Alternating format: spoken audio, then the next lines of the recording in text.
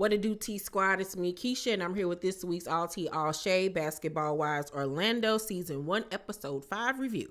So the episode starts with Danielle and Mehgan meeting up. And Danielle was like, I have done my research, and I do want to know if you guys are becoming serious and you guys are dating. Why are you stalking me?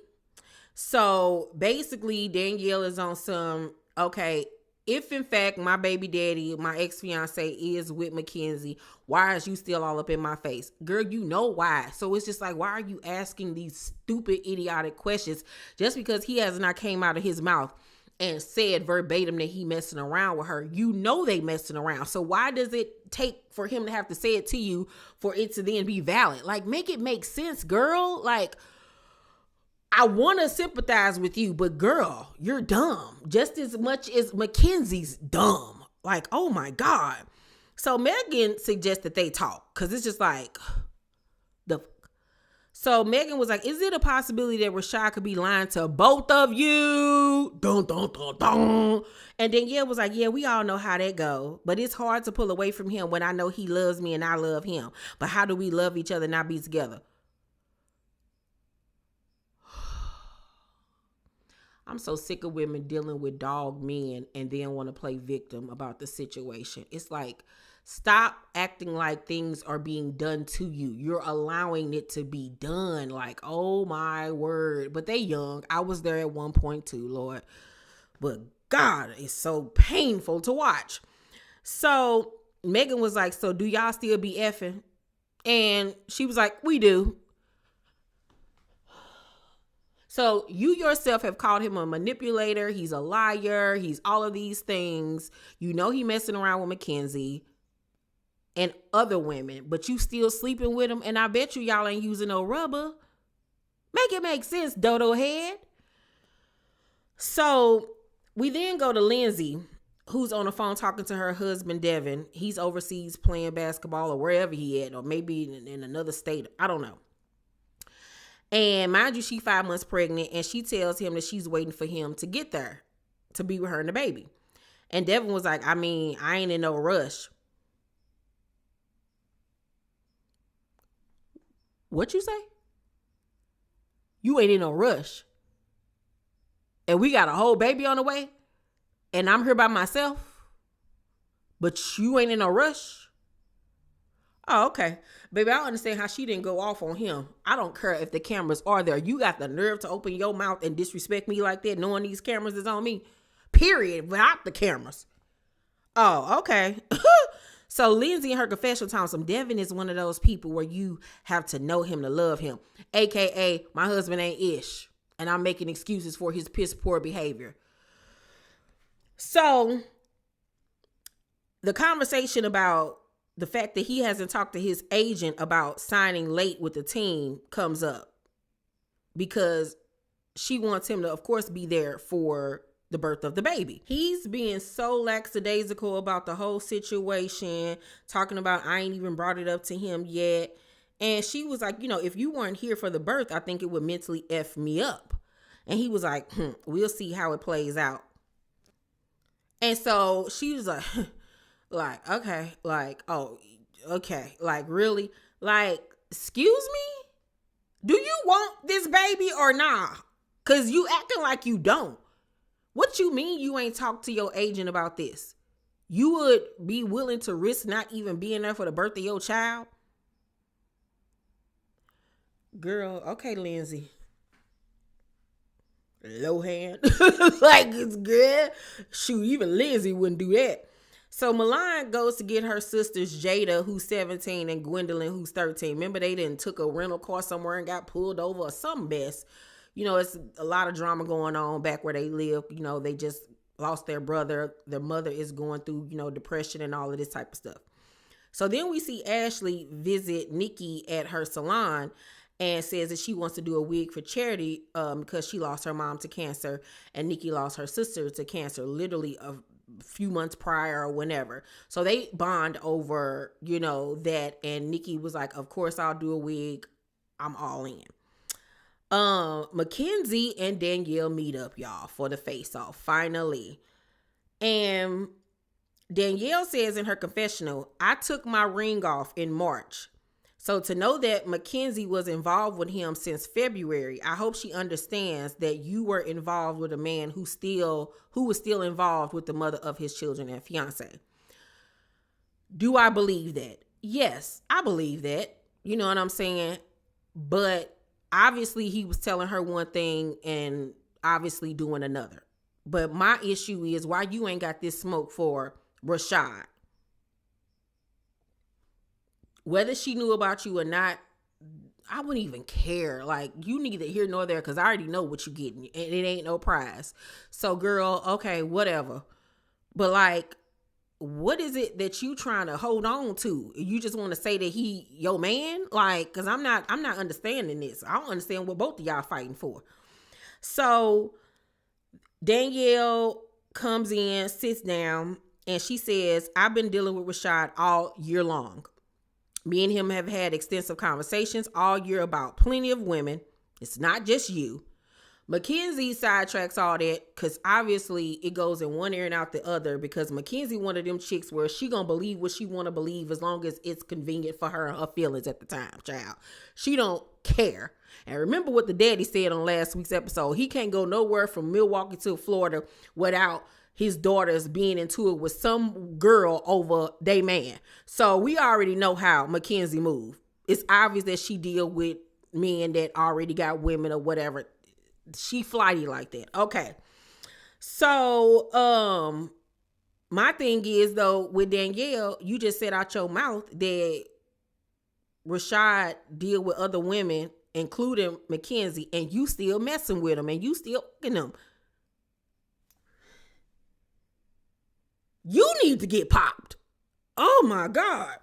So Danielle in her confessional says, our relationship fell apart due to him wanting our relationship to be non-monogamous. And that was something that I wasn't going to deal with or want to be a part of. You are a part of it. He got exactly what he wanted. A non-monogamous relationship with you. He can still come sleep with you when he wants to, and he can sleep with whomever else he wants to. So what you talking about? He got exactly what he wanted, dumb. Ding dong, the witch is dead. What is going on? So,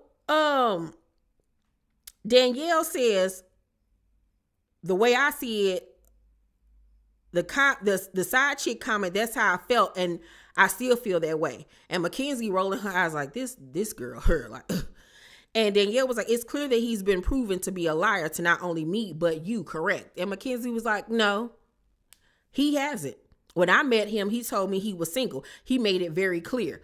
Girl, so if he said that the sky was green, are you just gonna believe that too? Like, what? Like I said, Mackenzie, my God. So she says that they weren't together, that him and Danielle weren't together, so that she couldn't have been a side chick. You still are a side chick because he dealing with you and he's still dealing with her and he dealing with whoever else. Oh my God. So she was like, I just dropped Rashad off at the airport. And Danielle was like, and I saw him when he dropped my kids off. And Mackenzie smirked again. And Danielle was like, have you been around my kids?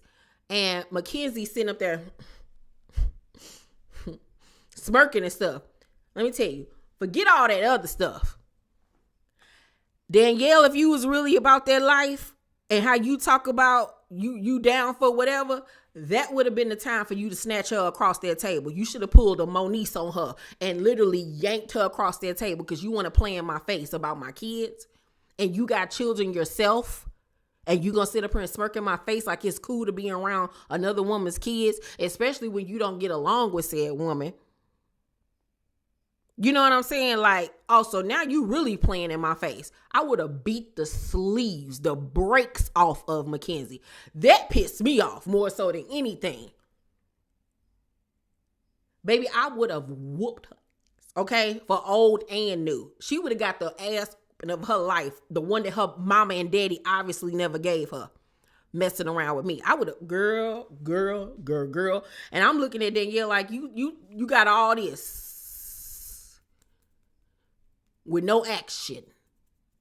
It seemed to me like you only gonna run up when Morgan around. And that's pussy. Okay. So Danielle was like, before you went to Tulum with Rashad, you were on my page and knew that we were still involved. And Mackenzie was like, I was looking to see if there was any sign of you still effing with him, and I didn't see anything. So Danielle in her confession was like, wait, didn't you say you didn't know about me? But then you're on my social media looking for information to see if we're still involved? Make it make sense. 1 + 1 ain't equaling up to 2. So right then and there, Mackenzie told on herself, you knew what was up. You knew what was up, girl. And you didn't care. You was getting a free trip to Tulum. So you didn't care. I'd rather for you just to say that instead of sitting up here trying to argue semantics about whether you was a side chick or not. You knew what was up. So stop, girl. Because you literally in that same conversation earlier said that you didn't know nothing about her. You about her being in his life. You did know that he had kids. So Danielle was like, let's talk about what we know for certain. And Mackenzie was like, what we know for certain is that you and him are not in a relationship. If y'all were together, you would be living in Minnesota. You wouldn't be calling him, harassing him about your rent money. See, that would have been the time when I would have grabbed one of them glasses, honey, and reared back and cracked her over top of her head. Because no, you ain't gonna bring up my personal information on camera. And so what if I'm calling my baby daddy about my rent? I know you lie. Girl, I gotta give it though to Mackenzie. I thought Mackenzie was a punk, but obviously she wasn't, because she carried that conversation and she sunned the hell out of Danielle that whole conversation. So Danielle was like harassing him for rent money. Why would you even say that? And Mackenzie's like, my baby daddy make sure I'm straight. So now that's the third dig you done said. Woo, baby. We would have been tussling, okay? So Danielle was like, we are just the same. You fought hard to keep Dwayne in your life, and how dare you not have grace and understanding for me, considering you just went through this last year. So stay away from my kids. Yeah, that's a cute speech and all, but hoes don't give a fuck. They don't care. Like, come on, bro. You know that. So Mackenzie's like, okay, and smirk. She's like, you're hilarious. I can't wait to call him after this. Fourth violation. Like, yeah, Danielle, I don't want to hear no more all that talk like you with the shits, because you not. Because you let her play all up in your face. That whole conversation. Danielle was like, clean up the trash and take it out the door with you. And Mackenzie's like, girl, you are so ratchet. And Danielle was like, lame. And Mackenzie was like, ugly. And I was like, oh. Now I saw online, people starting to go with she called her ugly because she light skinned and, you know, she's Puerto Rican or whatever she is. And Danielle is a chocolate black girl. That's not the case. I'm just going to be honest with you. Danielle funny looking. Is she ugly? No, but she funny looking. Let's just keep it a buck. Everything ain't always about color. Now, not to say that it's not, because Mackenzie looked like she probably one of them girls. But yeah, child, a mess. Yeah, Danielle, you got sunned. Like, yeah. So Devin is in town, and him and Lindsay are together. At least in this scene, he seemed a little bit more invested and interested in his birth. Mehgan meets up with her mama child to figure out their relationship. And Mehgan gets there first. Her mother walks in. Her mother looks good for her age. I don't know how old she is. Obviously, she had her young. She had her when she was 17. But the mama looked good for her age. You could tell the brother looks like the mother, and then Mehgan must look like whoever her father is. So when she walks in, this is how strained of a relationship they got. She walked in, was like, Mehgan. Like, she just an acquaintance, like somebody that she filming a show with, not her daughter. There was no hug. There was no nothing. So she sits across from Mehgan, and Mehgan tells her that she feels like she was there for her brother and not really her growing up. And the mother was like, I can take some of that, but I'm not going to take all of it. You make it seem like I don't love you or I didn't want you. That's not the case. I did the very best with what I had. So I don't understand why you get on these platforms and put your family down. Mehgan was like, can you take some accountability? And her mother was like, I just gave you some accountability. I let someone take over what I should have been doing. And that was raising my children. If I could do it over again, I would do it much different. Mehgan was like, I get it, but at the end of the day, I still can't get over the fact that she never came back for me. So it seems like at some point she gave her kids to whomever, Mehgan to her grandparents, to raise them until she get herself back on her feet. And it seems as though she went and got her son and didn't get Mehgan. And so, of course, that would affect any child. Like, why you didn't want me? Why was I not good enough for you to come back for? You know? So I get where Mehgan is coming from in this instance. So the mother was like, you've been placed on this pedestal that you forgot who was down here. You don't call me and say, Mama, can I help you? Do you need anything or whatever? Girl, you didn't even see if she needed it. You left her. Like, what, girl? What you makes you think she's supposed to help you and take care of you when you didn't do that for her? And it seems like it's about money. Like, really, girl? That's what you say? That I can't call you and ask you if you need anything? Do you call me and ask me if I need anything? Like a mother? Jesus Christ. So Mehgan was like, this is the thing. I'm not a kid anymore. I feel like you don't know Mehgan the adult. Mom says you got to a status and you said F everybody. Mehgan starts to cry and was like, what do you feel can make this situation better? Because I don't know. And the mother was like, I welcome you. My love is never going to change. I love you. You're my child, but you owe me some respect. We have to respect one another. And the conversation was going great. I was like, okay, she's taking accountability. She's showing her feelings. She's being vulnerable. And then it went real left when the mom was like, and I feel sorry for you, Mehgan, because when these lights go off and that green screen go black, you're going to be in a dark, dark place. And Mehgan was like, it's cool. I'm just going to go. And the mom was like, okay. And it was like, huh? Where'd that go? Where'd that come from? Like, even if that is your feeling where you feel like your daughter has chosen money and fame over her family or whatever, and like she left y'all behind, like now is not the time to say something like that. Like y'all relationship is already fragile as it is. And at the same time, she left you behind.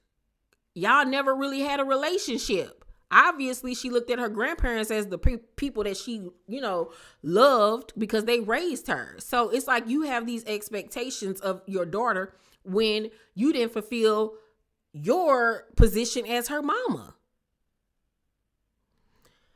I guess, child. So at the end of the episode, Mackenzie's daughter is having her birthday party. Lindsay comes and Mulan comes and they sit down and they talk, and Lindsay brings up Danielle, and Mackenzie feeling some type of way because she like, why are you bringing up my daughter? Why are you bringing up Danielle at my daughter's birthday party? But I don't know if she actually said that to Lindsay, but she did say it in the confessional. So Mulan feels that Danielle is full of ish and was basically forced to take a side in this whole situation. Danielle links with Mehgan and Morgan, and Danielle tells them what happened when she met up with Mackenzie. And she says the timeline still didn't match up. Still to this day, he has not admitted to dating you or being with you. And he assures me that he's as single as he's ever been. And she kind of smirked and insinuated she'd been around my kids. I told her that would get you drugged. Now, they didn't show it. She could have possibly said it. Once again, we're only seeing 5 minutes of a however long conversation. So we don't know if she said that or not. But regardless, from what we saw, Mackenzie was digging in them crates, honey. All right. So Mehgan asks about Mulan, and Danielle was like, she feels like she was in the middle of us. But I'm like, baby, you put yourself in the middle. Nobody signed you up to be the mediator, which is true. She was trying to do a good deed and it backfired. Morgan was like, everything that happened between Nick and I at Mulan's dinner happened because she didn't want the truth to come out. What truth? That they were the ones that called them mean girls and bullies? It came out anyway. Like, huh? Okay. So she was like, F Mulan, when we all getting together again? And so on next week episode, it's about to go down again, child. It's about to be a mess. Overall, though, I'm going to give tonight's or last night's episode of Basketball Wives Orlando an A- because it got me in my feelings with that Mackenzie situation. Because, baby, she tried it, okay? And I felt like she was trying me, and I wanted to fight, okay? But y'all let me know what y'all thought about the episode down below in the comment section. Don't forget, my interview with Kiki Jabbar airs tonight at 6 p.m. Central Time. Make sure you check it out. Part 1. It is phenomenal. Oh my God. I got so much good, juicy information out of her. Woo! Cannot wait for y'all to see it. Make sure you guys thumbs up this video, like and subscribe, and hit that notification bell button. I love you, and I'll see you on the next video.